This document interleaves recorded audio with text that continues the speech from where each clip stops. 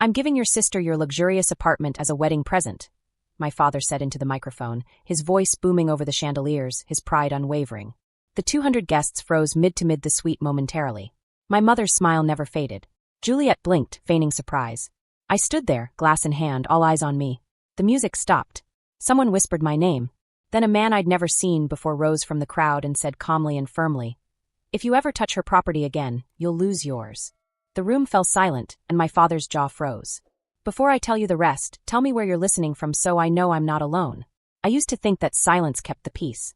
That if I smiled at the right moments, nodded at the right times, and didn't let my voice tremble, my family would finally see me as one of their own. But peace built on silence quickly crumbles, especially in a house like ours. My parents were obsessed with appearances. My mother, Margaret, believed that perfection could be arranged like ornaments, carefully polished and honed, and displayed to the world. My father, Howard, lived for applause. Juliet was their masterpiece, infallible and flawless. I was the item they couldn't boast about, but couldn't afford to lose. When people asked me about my job, my mother would chuckle and say, "Serena worked in finance." I don't think she ever mentioned that I was the vice president of Asia-Pacific Development, and that my signature alone could unlock millions. For her, success only mattered if it was coupled with a husband. Juliet, on the other hand, didn't need to prove herself. She was quiet, radiant, the perfect daughter. She called me big sister in front of guests, as if it were just an addition, a polite way of appearing humble. I played along for years. I handled the small things that maintained our family's image, paid off a mortgage when my father's deal fell through, sent money to my mother for emergencies, and even sent $50,000 to help with Juliet's wedding expenses. They never asked me twice. They simply accepted it as my duty. The week before the wedding, my father took me aside and said, "You'll be sitting in the front row with your family, of course. Just remember, it's Juliet's day. Keep it simple." Simple. I laughed later, alone in my car. He had no idea what simplicity meant. When I arrived at the rehearsal dinner, the lights shimmered a soft golden glow over the white roses. Everything was perfect, photogenic. My mother was stroking Juliet's veil. My father shook hands with the investors more than the relatives. I stood by the bar unnoticed, almost invisible again. Then Juliet smiled sweetly. "ISA, thank you again for helping us with the expenses," she said, loud enough for some of the other guests to hear. The word helping stung. My father nodded in approval. That was how they liked it. Public gratitude that seemed generous, but made me feel small. Still, I told myself it didn't matter. I'd show up, sit quietly, and do my part. Another night, another show. I had no idea that my family, behind their polished smiles, had written my name into the wedding program as an opening line, as a sacrifice to complete their perfect day. The morning of the wedding was bathed in sunlight, which lent everything a false innocence. But beneath the floral decorations and champagne glasses, I sensed something sinister hanging over the day. My intuition always knew it before my mind could. I arrived at the hotel ballroom early. The scent of white lilies hung heavy in the air. The staff buzzed like bees as they polished the glasses. Suddenly, my mother's voice cut through it all. It was a sharp, commanding tone. "Make sure Juliet's bouquet is facing left. It looks better in profile pictures." It wasn't a request. It never was. I was passing by the reception table when I spotted him. A man stood motionless, observing. He wore a dark gray suit and a silver-studded tie, his posture calm but deliberate. He didn't resemble any of the guests. When his eyes met mine, I froze. He nodded politely, then said quietly, "Pay attention to what they announced today." His tone was so calm it sounded friendly. Then he turned and disappeared into the din, leaving a shiver running down my spine. For a moment, I wondered if I'd imagined it. But then my phone buzzed in my hand. A text from an unknown number. "They're taking what's yours tonight. Don't lose it." The words pierced my chest.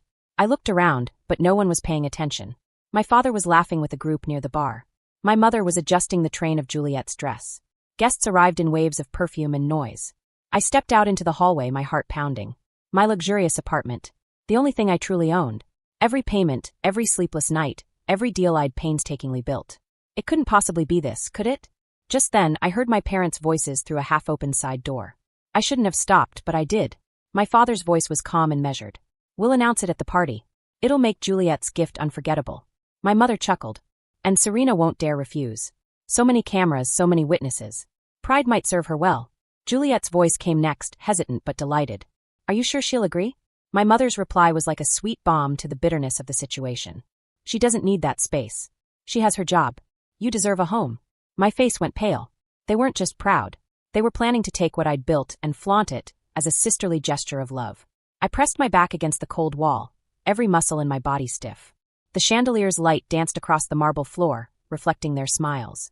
I didn't intervene. Not yet. Because for the first time in my life, I wasn't the one who would react.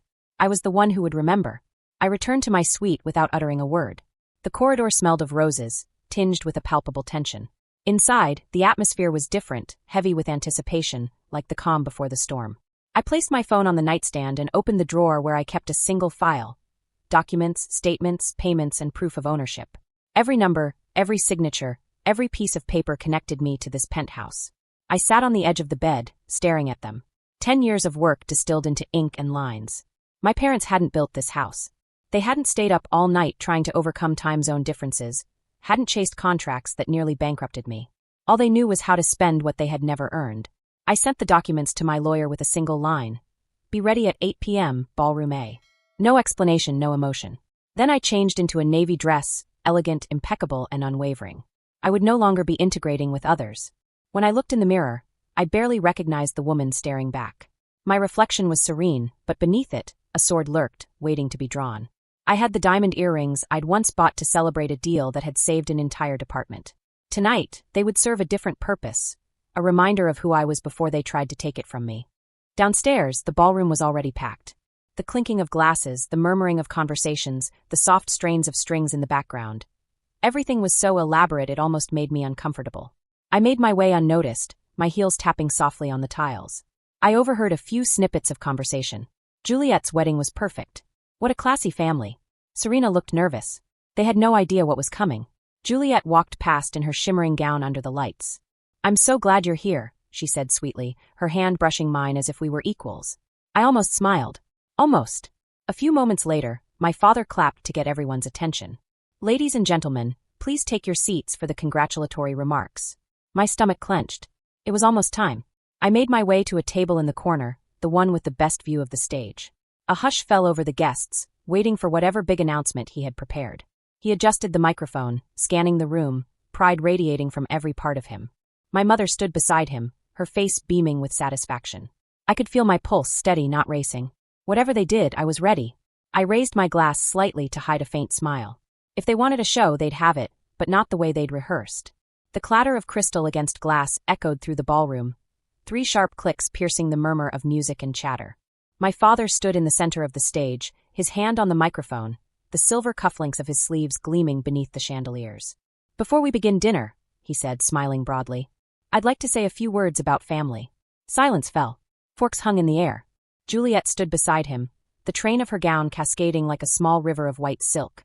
My mother touched his shoulder gently, that contrived tenderness she had perfected long ago. I remained seated a few tables away, watching. I knew what was coming, but the human mind always clings to the faintest hope. Perhaps, just perhaps, I misunderstood it. My father's voice deepened. The strength of a family is not measured by what we possess, but by what we share. I tightened my grip on the wine glass, pressing the crystal stem against my palm.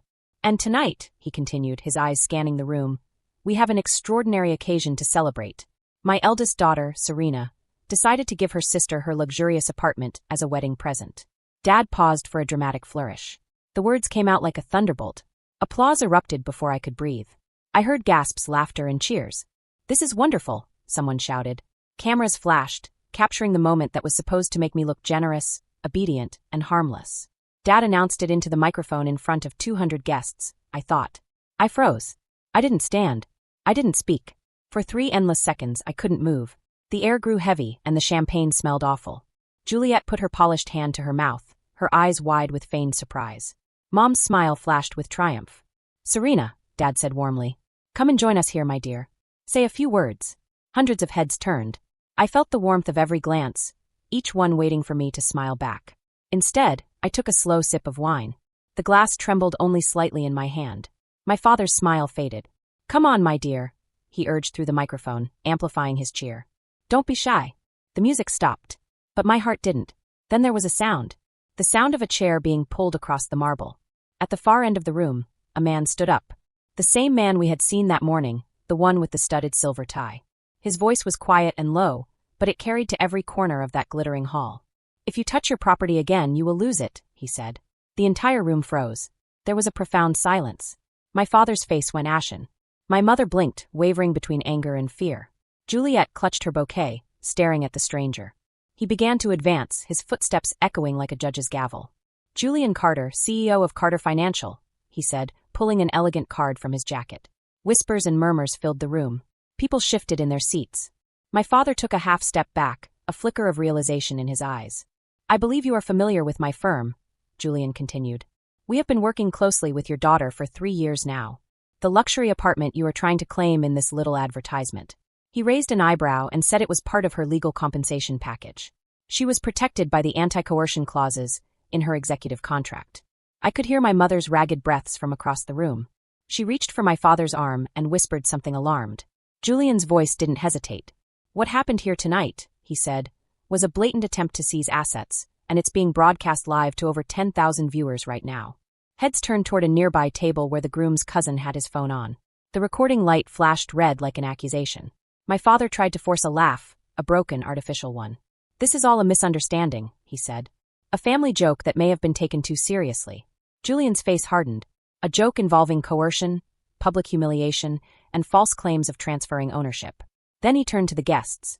"Ladies and gentlemen, this is what exploitation looks like when it's disguised as familial love." The room filled with whispers. Some guests rose from their seats. Others stared at me with newfound eyes, a mixture of curiosity and shame. My father's business partner, Mr. Sterling, stood up, his face ashen. "Howard," he said sharply, "I invested in your company because I believed in your ethics. After this, Sterling Industries will suspend all cooperation immediately." Then Mrs. Julianne from the logistics department spoke up. "So will I. We don't work with abusers." Finally, Daniel Kim, my father's oldest partner, added quietly but firmly, "So do we." My father clutched the microphone stand, as if it were the only thing keeping him upright. Juliet was crying now, faint, confused sobs that didn't reach her eyes. "Dad, stop this," she whispered, but it was too late. Everything had collapsed. I rose slowly, the noise around me fading into a faint murmur. "You wanted a spectacle, and here you are," I said, my voice steady. My mother turned to me, her expression unreadable. "Serena, please," she whispered. "You're humiliating us." I took a step forward, my heels clattering against the marble. "No, Mother. You did it to yourself." Julian handed her the microphone. "Perhaps Mrs. Hayes would like to formally explain her behavior," he said quietly. She shook her head, trembling. "You can't do this," she whispered. "I already did," I said. The crowd erupted again. Some gasped, others murmured in agreement. I saw phones raised, recording, capturing every second of my family's unraveling. My father's voice cut through the chaos. "Enough. This is our private matter." I looked him in the eye. "You made it public." The silence that followed was colder than any outcry. I didn't need to say anything more. Julian gently placed his hand on my shoulder, guiding me toward the exit. Behind us, my mother's sobs grew louder. My father shouted something I didn't want to hear. Juliet's wedding day had become a momentous live broadcast. As the ballroom doors closed, I heard the final sound, the crack of a single glass on the floor. Outside, the night air felt real against my skin. I looked up at the city skyline and saw the reflection of my luxurious apartment shimmering on the horizon. For the first time, its walls felt more like shields than cages. Julian stopped beside me and asked quietly, "Are you all right?" I sighed. I was all right now. He nodded. "You've behaved better than most people," he said. I glanced at the glowing doors of the ballroom. "No," I said quietly. I finally stopped apologizing. We stood there for a moment, two strangers brought together by justice. Then he extended his card again. "When you're ready," he said, "I'd like to discuss something bigger." I didn't ask what it was. I already knew this wasn't the end of my story, but the beginning of theirs. Behind us, the ballroom, which had celebrated my silence, fell silent, a silence that seemed irrevocable. By the next morning, the video had gone viral. 1 minute of footage. My father's announcement, my mother's slap, Julianne's voice piercing through everything, and chaos erupting on every platform before dawn. Headlines dubbed it the wedding scandal that shattered a family. My inbox overflowed with messages from strangers thanking me for standing up to them, from women who had been told for years to keep the peace at their own expense. Meanwhile, the consequences for my parents were swift and brutal. Sterling, Julianne, and Kim withdrew from their contracts. The company's stock plummeted in half within 48 hours. My parents' lawsuit regarding the Thai Hollow Eyes apology video was dismissed as a damage control attempt. My mother went online claiming she had been framed, only to be inundated with thousands of comments criticizing her for the slap that everyone had clearly seen. Juliet's seemingly perfect marriage collapsed before it even began. Her husband's family backed away, unwilling to be associated with the ruin. I remained silent throughout. I didn't need to defend myself. The truth had already done that for me. When Julian contacted me to offer me a seat on the board of Carter Financials, I accepted. not out of revenge, but in search of guidance. Because for the first time, I was no longer dependent on my family for survival. I was rebuilding myself. Weeks later, I stood by the floor-to-ceiling windows of my luxurious apartment. The city lights flickered like a faint applause. The very glass walls they had tried to wrest from me now reflected everything I had gained: freedom, serenity, and peace. On the shelf beside me was a framed photograph of my grandmother, and beneath it, a note in her handwriting: "Don't let them steal your light." I smiled. They hadn't, and they never would.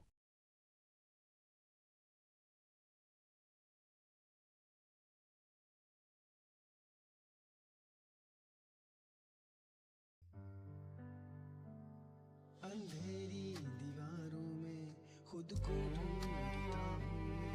गए जो दिन सहारे थे उन्हीं को सोचता हूँ मैं।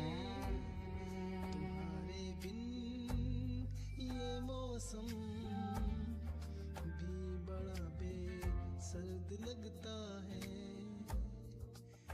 दिल का हर एक कोना अब बहुत ही दूर भरता है।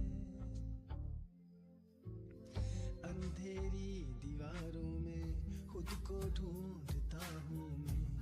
ये जो दिन सुहाने थे उन्हीं को सोचता हूँ मैं।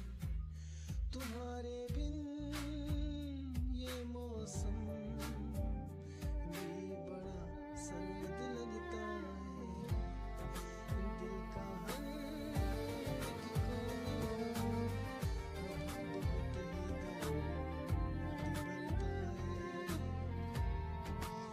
मेरे साए भी मुझसे अब जुदा होने को कहते हैं।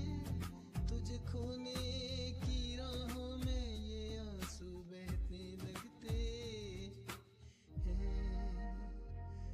कहाँ जाऊँ कहाँ ढूंढूं मेरा वो साजो सामा, तो मेरी हर एक तमन्ना तू, मेरी रूह का मकां तू। लकीरों में नहीं लिखा जो तुमने ख्वाब देखा था। वफा की इस कहानी में फकत एक गम ही लिखा था।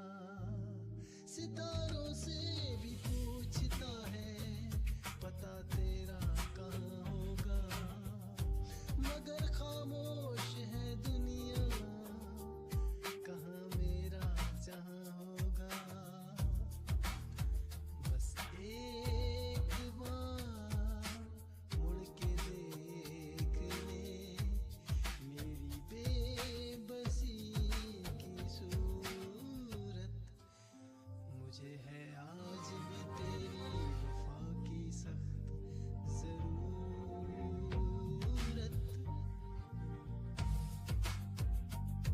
साए मेरे तन्हा सफर बस रह गया दर्द का असर।